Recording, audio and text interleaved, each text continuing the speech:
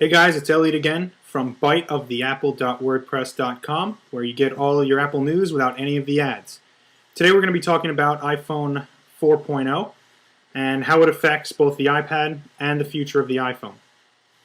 Start off with the big event, the big announcement at the event, which was multitasking. The iPhone was really the last platform to not have multitasking native in the OS. Apple has fixed that kind of. Steve said, we're the last ones to this party, but we're going to be the best. I don't think he's right. I think that the iPhone, the implementation that they have for multitasking is not great. I think the Palm Pre does a much better job with its card view. It's much easier to use. It makes much more sense. Check out, the Palm Pre if you need multitasking. I currently have an iPhone 3G, which, as I mentioned in my first video, if you haven't seen it, check it out, what I was expecting out of this event. I use a BlackBerry, and I was considering going back to my iPhone 3G if Apple got a unified inbox setting together. They did it, but they did it kind of, half-assed. And by that I mean your mail can be seen in one inbox, which is good if you have multiple accounts. A big one was that you can now have multiple Exchange accounts. So, like me, if you're going to use Gmail and have, Gmail uses Exchange for calendars, contacts, other things like that, you couldn't have one if you needed it for work. Now you can have multiple. The Apple didn't say how many, but you can have at least 2 different Exchange accounts, which again for a consumer is fantastic. It's really a blow to Microsoft. They're really moving this enterprise forward. One of the things that Steve also touched on was the ability for apps to be written to support multitasking. It's not going to be an OS level thing. Not all apps will multitask. It's going to be part of the submission process, and Apple will decide whether or not this app meets the requirements. There's several layers. Again, you can check it out. I'm going to have it on my website with what all those are and what those mean. But it's a little tricky. Not everything multitasks. It does it actually very similar to the way that Windows Phone 7 is going to, quote, multitask, which means it's not. If you're playing a game and you back out of the game, it simply does what they call a freeze state, and it will simply pause the game.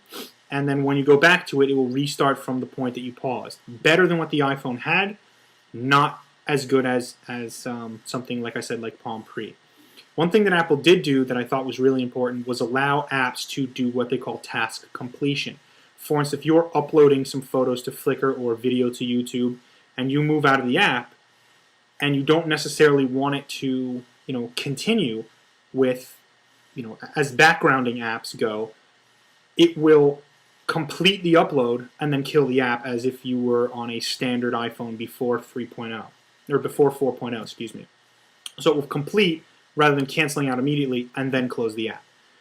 One of the questions that I thought was interesting, I think it was Ryan Block from GDGT mentioned or asked Steve if there's going to be a process for closing apps like a task manager. And Steve said if we have a task manager, the same as if we had to have a stylus, task manager equals fail, stylus equals fail. The apps will simply close, I assume, when they run out of memory. However, video on Engadget showed that if you hold down an icon when you... let me start here. The way that multitasking works is you're going to have the phone, and then when you want to multitask, you double tap the home button, and the screen raises up, and you have your icons similar to where they are on the dock, but the dock moves up and it shows you the running icons, and you can swipe left and right to what's running. There's not a limit on running applications as far as number goes that I'm aware of. It's simply, I assume, just a memory constraint. But as I was mentioning, they asked him, is there going to be, task management? From what we found is that if you people beta testing this, if you press and hold an application that's running down there on the app selection, it will bring up a red minus key in the top left corner. You simply tap that, and the app will close completely, which is good. It's kind of, you don't need to do it, but if you really want it, it's there. We haven't been able to see, Steve said that all of the features in 4.0 will not be available to phones prior to iPhone 3GS and to 3rd gen iPod Touch 32 and 64 gigs. But iPhone 4.0 will be available to 2nd gen iPod Touch and 3Gs, just not with, at least not multitasking. He said the hardware simply can't handle it. But we don't know what else is not going to be there. They keep talking about push notifications every time they have an Apple event now, and it's still junk. They still don't have it figured out. It doesn't work like it needs to work.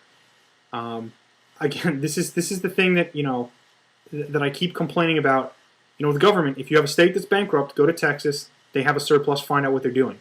Apple. If you can't do push notifications properly, find out how RIM being BlackBerry is doing push notifications and copy it, because theirs works and yours doesn't. I can't get push email unless I pay you $100 a year. It's ridiculous. Completely unacceptable. These things they didn't really fix. Let me go back real quick to the unified inbox. It's only for mail. You can go out of it and do single inboxes if you choose, but it's only for mail. Again, coming from BlackBerry, I want messages, I want mail, I want missed calls, current calls, call log if I desire, all in one spot. I don't want to be going back and forth for the things that I use most. It's completely unacceptable. I'm not excited about multitasking on the iPhone. I think one of the things that also made the iPhone good was that you can, the speed of the OS and things of that nature. I would really like Pandora to run in the background. One thing that I do enjoy about, the multitasking is things like Pandora. But I would rather use my 3G with 4.0 minus multitasking with the unified inbox than with multitasking. Check out videos. They're all over the web. I'm sure there's plenty here on YouTube. Decide for yourself. I don't think Apple really hit the nail on the head with what I was expecting. I'm quite disappointed with what they showed. They said that there's over 100 new features for users. They only showed us 7 what they call tent poles. Didn't really feel, as I mentioned before, I was really looking forward to 4.0, and I don't think we got anything really, really useful. And when you see multitasking the way that Apple's implemented it, you may feel differently. Apple fanboys, I'm sure, will love it. I think it missed the mark. What else did Apple talk about with 4.0? Oh, it is coming to the iPad. Probably several months. They said fall, summer for iPhones, fall for iPad. They better not charge for it. I think their excuse for charging for the iPod is ridiculous. They don't charge us for major updates to the Mac OS. Only when you have major version changes. I don't think that iPhone software are changes from Leopard to Snow. They should have charged us for Snow Leopard, but I don't think that they're that monumental. I think Apple should just push it out available for free.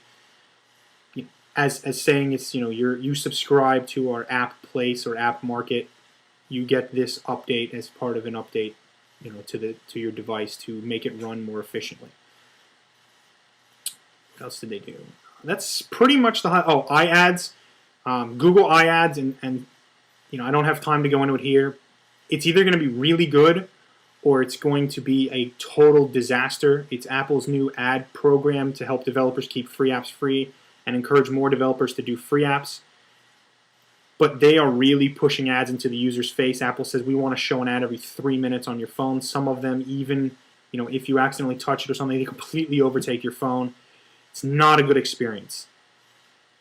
That's pretty much the highlights. Check my website for more information. It's BYTE of the Apple.wordpress.com. Again, no ads. Not going to bug you with ads like Apple. Check it out. My name's Elliot. Have a good one.